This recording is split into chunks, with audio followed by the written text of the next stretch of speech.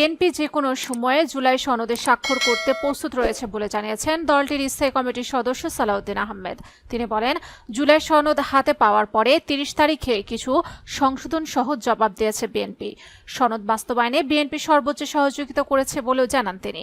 জুলাই ঘোষণাপত্র প্রসঙ্গে বিএনপির এই জ্যেষ্ঠ নেতা বলেন, জুলাই ঘোষণাপত্রের ঐতিহাসিক ও রাজনৈতিক মূল্য আছে। ঘোষণাপত্রের যে প্রস্তাব দেওয়া হয়েছে তা ফেব্রুয়ারিতে জবাব দিয়েছে বিএনপি। প্রস্তাবে তারা 26 মার্চকে উপস্থাপন করতে চাননি, আর এর সঙ্গে দ্বিমত পোষণ করেছে বিএনপি। এছাড়া রাষ্ট্র এবং সাংবিধানিক স্বীকৃতি চতুর্থ তফসিলের মাধ্যমে দেওয়া হবে।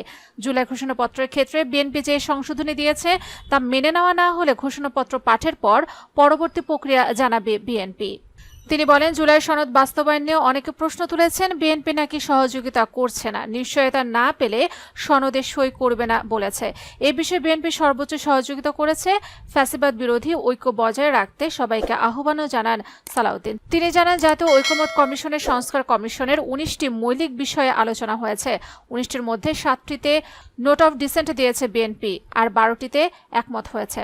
মানিক মে এভিনিউতে জুলাই ঘোষণাপত্রের অনুষ্ঠানে এখনও বিএনপি দাওয়াত পায়নি বলে জানান দলটির এই জ্যেষ্ঠ নেতা।